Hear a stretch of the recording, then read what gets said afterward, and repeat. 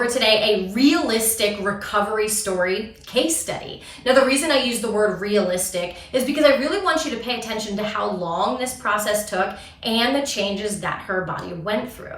So to just dive into the backstory here, this particular individual is 5'8", and when she first came in to see us was 134.5 pounds. Now, behaviorally speaking, what she had been doing for about a year leading up to her initial visit with us was over-exercising and under-eating. She was over-exercising by doing about an hour and a half to 2 hours of pretty heavily cardio-based activities like running or biking 7 days a week. She would only very rarely take a day off of exercise, and it shook out to be maybe once every 3 weeks that she would take a day off.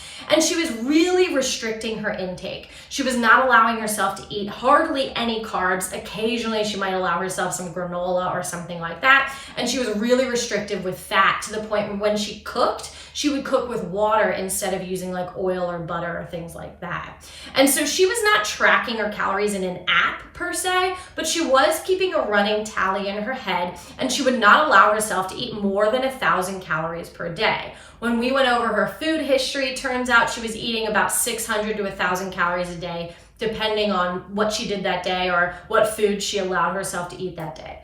So really, really strong eating disorder behaviors, really strong eating disorder voice telling her that she can't eat over 1,000 calories, she has to exercise every day, and really, really struggling. And she was able to notice that these behaviors were not good for her, which is what led her to coming in to see us for that initial visit.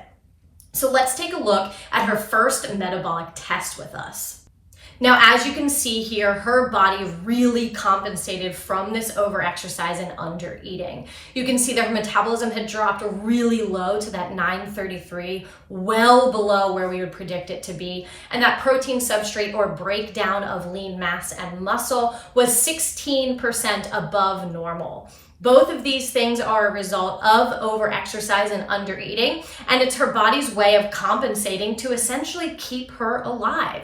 It was not getting the fuel that it needed, so it compensated by bringing down metabolism and breaking down that lean mass.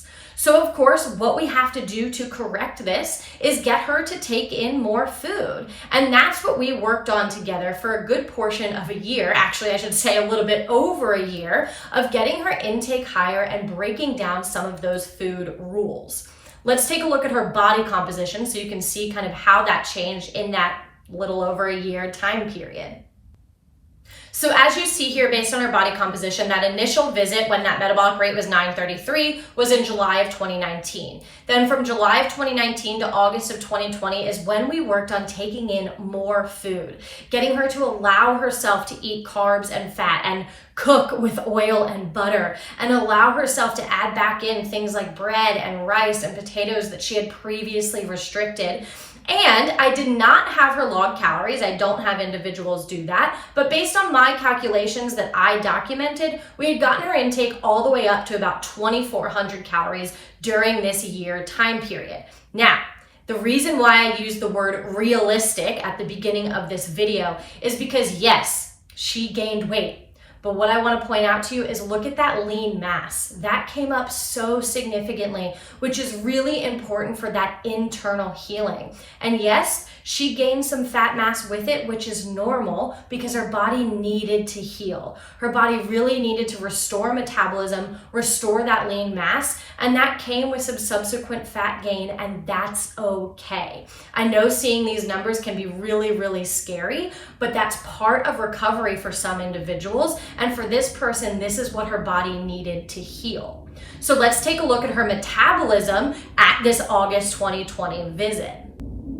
So as you can see here, her metabolism more than doubled at this August visit, right? It had started at 933. Now we're all the way up at 1981, which is amazing. Her body's actually functioning the way that it should be. And you can see that protein metabolism is still slightly too high, 1% above normal, but much better than that 16% where we started. And of course, that comes from the fact that she gained all of this lean mass, eating more food, and allowing her body to actually function the way that it's designed to function. So this is absolutely excellent results. This is exactly what we want to see with that internal healing. Now, flipping back to her body composition, what we did from August 2020 to June 2021 is really work on continuing that food freedom, continuing that relationship with food, and frankly, a lot of body image work that she worked on with myself and her therapist, of course. And what we did over this time period is really work on body acceptance,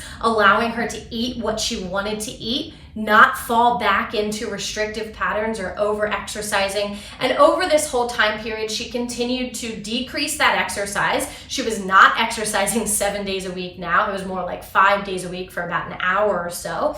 And again, she was not counting calories, but based on my calculations and documentation, her intake did decrease just slightly to about 2,000 calories a day over this August 2020 to June 2021 period. But that's not really what's important here. What's important is that her relationship with food was so much better. She was not obsessing over food and calories and her body, and she really just felt the happiest she had felt in a really long time without spending so much mental energy giving in to that eating disorder. Now, as a result, we do see some body composition changes, right? We see that her weight did come back down some to that 156.7, but her lean mass maintained pretty high and fat mass did come down. So again, this is why I say realistic, because this individual did gain quite a bit of weight from July to August, and that's okay. And then it kind of came back down a little bit, regulated out a little bit from August 2020 to June 2021. Now let's take one final look at her last metabolic test with us in June of 2021. So as you can see here, metabolism stayed nice and high. It stayed at 1743, which is great. That's above where we predict it to be at that 1500-ish. And that protein substrate is now normal. Her body is not breaking down too much of her lean mass, and she was able to maintain this higher metabolic rate for a year. Now, yes, it's a little bit lower than that 1981 from the previous one, but that's okay because it didn't drop down below where we predict it to be, meaning it didn't drop below 1541. It definitely didn't go back to that 933. And her body's not breaking down too much of her lean mass. This is what we would consider a little bit of a normal fluctuation with that metabolism. But overall, it stayed nice and high. So we sent her off feeling great, not restricting her intake, doing a little bit less exercise, and internally her body was healed. Guys, thanks for being here. If you have any questions, feel free to leave them in the comment section. Don't forget to like and subscribe.